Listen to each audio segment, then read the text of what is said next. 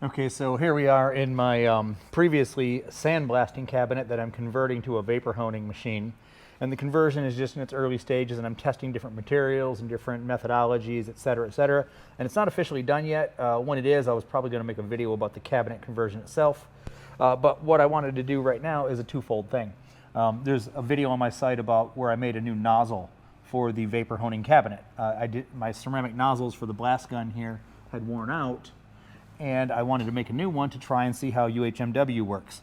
So in doing that, I tried a few pieces of aluminum, some other bits, and they seem to be doing pretty well. Well, then I have a customer who came in, and he's got some components here that he needs to have sandblasted. So I started a little vapor honing on them, and you can see here, these were Cerakoted, and then he had a Cerakote problem, and he recoated them, and there's some underlying Cerakote here, and some paint on here, and a few other surface preparations that he did.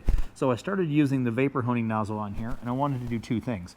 One is I wanted to show the capabilities of these types of cabinets, but I also wanted to test my nozzle and see how durability is going to be with vapor honing a larger part. Some of the stuff I've done so far has literally been just testing the machine to see what its limits are. So let me just stick this out of the way. I don't have my shelf in here yet, so things are just kind of stuck here. I'll have to move this one, I guess. But I've got that and the lower that we're going to go ahead and take care of. So when this starts going, you're probably not going to be able to see much because I don't have the wash system for the windshield in here yet. For the shield in here yet. But you can see these are all painted fully inside out. So I'm going to open up the cabinet and get this one out for now. I just wanted to show it on camera here so we can get an idea of what it looks like before. Okay? And then we'll pull out the after. And I think when I pull this out, I'm going to reposition the camera momentarily just so you guys can get a look at how these pieces look before we start any more blasting on them. So I'm going to go ahead and do that, and I'll be right back. So here is this lower, Cerakoted and painted inside and out, a little wet from being in the cabinet. And of course the one we started with, where you can see what I started doing, just the initial testing. Then I decided this might make a good video and stopped, and here we are. So I'm going to put this piece back in. We're going to finish blasting it. When we get it done, we're going to go look at the nozzle and see what kind of wear there is. So let me get over there quick, and we'll take a look at the nozzle before we do anything on here. So here's the inside of our cabinet. And like I said, this is still being worked on, so I don't have the tray in here or anything. But here's our nozzle we created. And you can see we're still nice and round. Don't seem to have any wear. Seems to be going pretty well so far. All right, there we go. It hasn't gone oval on us, oblong, nothing like that. So let's get back over in position on the cabinet and start off with our blasting. All right, so I'm going to try and let you guys see as much as you can, but without a wash system on the glass, it's going to get covered with sand and slurry very, very quickly. I'll try and keep the gun angled in an area where maybe we can keep some visibility on this. Okay, so here we go. Let the slurry get going, get mixed up well, settles to the bottom of the bucket when you aren't running the gun. So.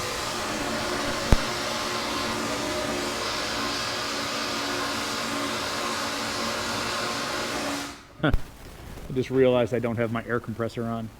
Got a big tank, but let me go turn it on.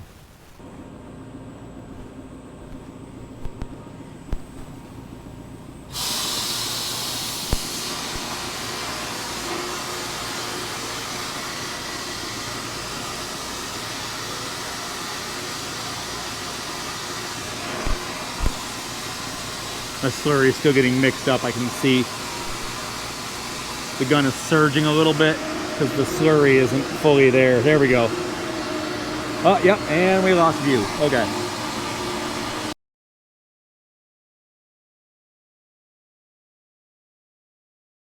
Okay, let's take a little pause here since we can't see anything and pull this part out and see how it's looking so far. Okay, here we are back at the table. And you can see the Cerakote in the corners is sticking a little bit more, but we've got most and everything off of here in just a matter of a few minutes, and it's got a beautiful finish on the aluminum. I know that doesn't come through in the camera well, and there is some sand on here and slurry from the cabinet still, but I mean, here's how the other side looked before any time in the cabinet. And we're going to come over and clean up these areas, get in there as best we can. And he's going to have this re-Cerakoted, but he needed to have all this done, blasted off, so he can get the new stuff on. So we're going to go ahead and do that, and I'll come back with some finished pictures. It's a nice before and after contrast right there. I'm going to do those, and then we'll come back and look at the nozzle. No sense having you guys watch a bunch of blasting cabinet action going on. But I'll do that. We'll review the nozzle and talk about what we've got afterwards. Okay, so here are the finished upper and lower. If you recall, these were Cerakoted previously. You see we got a beautiful satin bead blasted finish on here now. The Cerakote came off pretty easily. There's a little bit inside I still need to get. I had a hard time getting the nozzle in there. Got a few touch-up spots. And you can see there's a little smudging here. This is actually from my dirty fingerprints, not in the finish. So everything does look as this bead blasted. There's another little piece of Cerakote I got to get. The Cerakote, unfortunately, in this gun is the same color as my slurry, so it makes it a little bit difficult to see when it's in the blast cabinet. But the blast cabinet is doing a wonderful job. You can see it really does a great job refinishing AR uppers and lowers. Wonderful at that. Anything aluminum, I mean, you can do any metal, but aluminum comes out just absolutely gorgeous like this. I love doing this with aluminum.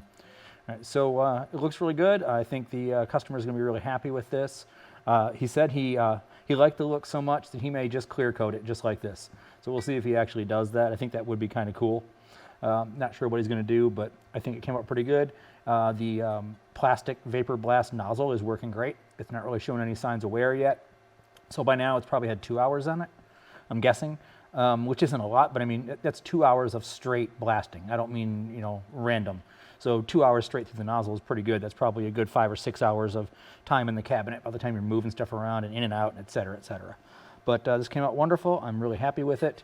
So, you know, if you guys have any questions about what I did or how I went about it or the build process, I modified my gun. I did all kinds of stuff to convert a regular sandblasting cabinet to a vapor blasting cabinet. And someday I might do a video on that, but this was the trial run of the UHMW nozzles, and I think it has done wonderfully. All right, thank you very much for watching. I appreciate it.